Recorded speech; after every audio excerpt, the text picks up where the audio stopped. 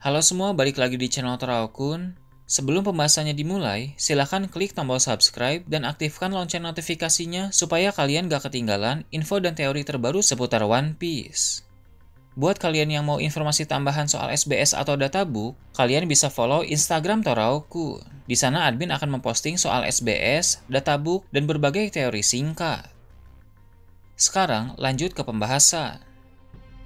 Melanjutkan cerita dalam chapter 1078 yang lalu, cerita dalam chapter 1079 nanti akan dimulai dengan memperlihatkan ruangan tempat di mana Luffy dan Rob Lucci sedang berada. Seperti yang kita tahu, di tempat tersebut mereka berdua harus berhadapan dengan S-Bear. Dalam chapter lalu, Luffy melancarkan serangan beruntun ke tubuh Serapim itu, namun serangan-serangan Luffy tidak berdampak sebab api di punggung S-Bear dalam keadaan menyala. Saat api tersebut menyala, maka para Serapim memiliki tubuh yang sangat kuat, sedangkan apabila api tersebut sedang padam, maka pertahanan mereka akan melemah. Itu artinya, cara paling efektif untuk melukai Serapim adalah menyerang mereka ketika api tersebut sedang padam. Permasalahannya, Serapim adalah petarung yang cerdas. Mereka tidak membiarkan api di punggung mereka padam. Luffy yang emosi hanya menyerang sembarangan, tanpa berdampak apa-apa di tubuh S-Bear. Melihat itu, Rob Lucci pun menegur Luffy, karena Luffy hanya membuang-buang tenaga. Rob Lucci akan meminta Luffy untuk tenang. Menurut Rob Lucci, dia dan Luffy harus mengatur strategi dengan kepala dingin agar bisa mengalahkan para Serapim.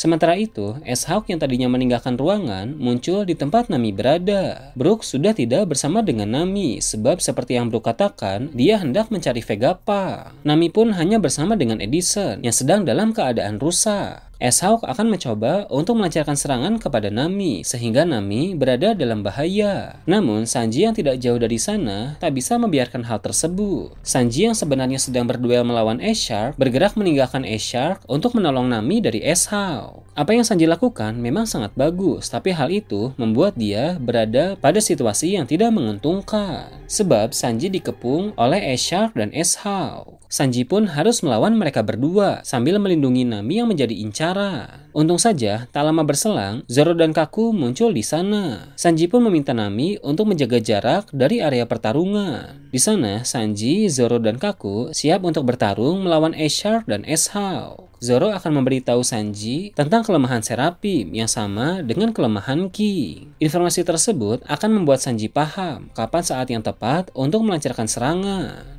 Beralih ke tempat lain, ruangan yang berada di bawah tanah akan kembali mendapat sorotan. Di tempat tersebut, York ingin membunuh Vegapunk yang asli. Seperti yang telah York ungkapkan, menurutnya akan lebih baik jika hanya ada satu Vegapunk di dunia ini. Maka dari itu, York berniat menghabisi semua klon Vegapunk dan bahkan membunuh Vegapunk yang asli agar York menjadi satu-satunya Vegapunk yang tersisa. Namun, saat ingin merealisasikan niatnya untuk menghabisi Vegapunk, tiba-tiba kepala York dipukul oleh Atlas. Dengan melihat dan mendengar sekilas saja, Atlas bisa langsung memahami situasi bahwa York adalah sang pengkhianat. Setelah kepala York kena pukul, York menembak ke arah Atlas. Untung saja, Robin dan Chopper juga segera tiba, sehingga mereka berdua menolong Atlas dari tembakan York.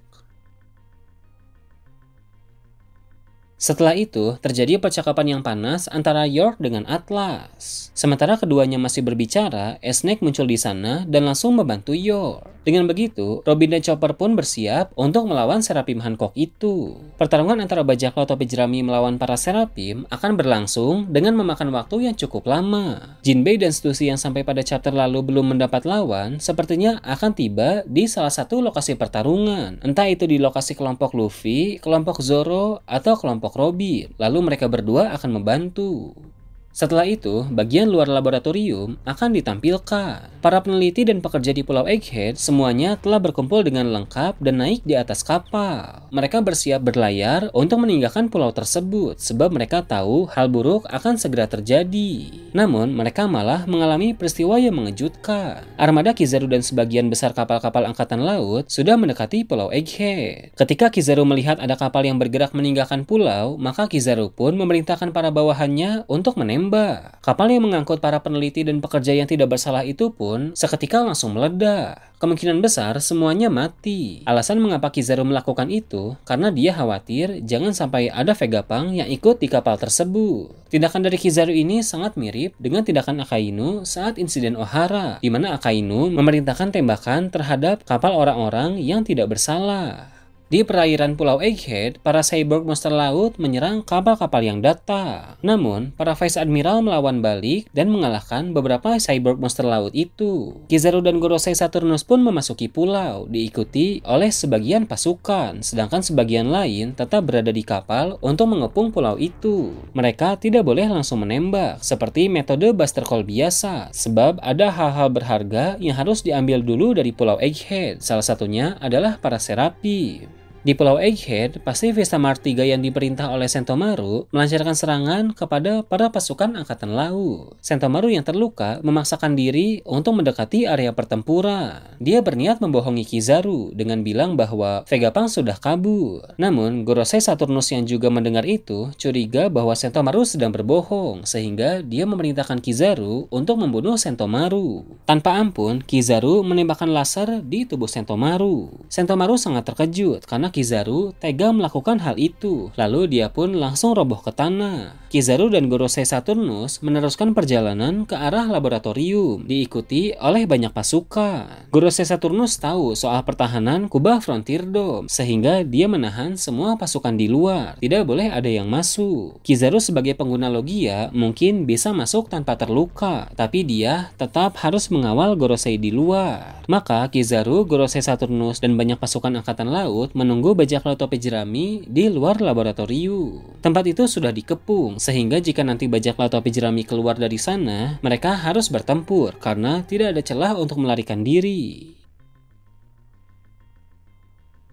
Narator pun berkata bahwa insiden Egghead yang akan mengguncang dunia sudah di depan mata. Hari esok telah hampir tiba, yang berarti insiden Egghead pun akan segera dimulai. Narator juga bicara soal insiden lain yang akan segera terjadi. Saat narator menyinggung soal insiden lain, diperlihatkan Kurohige telah berada di Pulau Beehive. Itu berarti pertarungan melawan Law telah selesai, walau nasib Law masih belum diketahui. Akan ada panel-panel yang memperlihatkan seluruh komandan Titan Kurohige berada di Pulau Beehive. Lalu akan diperlihatkan keadaan lautan, di mana ada kapal Garp dan satu kapal angkatan laut lain yang sedang menuju ke Pulau Beehive. Insiden besar juga akan segera terjadi di Pulau Beehive. Narator juga berkata bahwa sekarang ini sedang terjadi suatu pertarungan penting di Pulau Elbaf. Saat mengatakannya, akan ditampilkan sekilas bajak laut Kid yang sedang bertempur melawan bajak laut Akagami. Namun, Kid dan Killer masih sibuk melawan para bawahan Shanks. Mereka belum mencapai kru inti bajak laut Akagami. Di akhir chapter, fokus cerita kembali ke Pulau Egghead, memperlihatkan bajak laut topi jerami yang sedang bertarung melawan Seraphim di laboratorium. Ditampilkan juga Kizaru, Gorosei Saturnus, dan pasukan angkatan laut yang sedang menunggu di luar. Menurut sang narator, peristiwa-peristiwa besar yang akan terjadi semuanya akan membawa perubahan pada dunia. Namun, peristiwa-peristiwa itu bukanlah akhir, melainkan pengantar menuju peristiwa yang jauh lebih besar. Nah, itu tadi prediksi chapter 1079 dan kedepannya. Gimana menurut kalian? Silahkan tulis di kolom komentar di bawah. Oke, segitu aja untuk pembahasan kali ini. Jangan lupa like, share, dan subscribe untuk video menarik selanjutnya.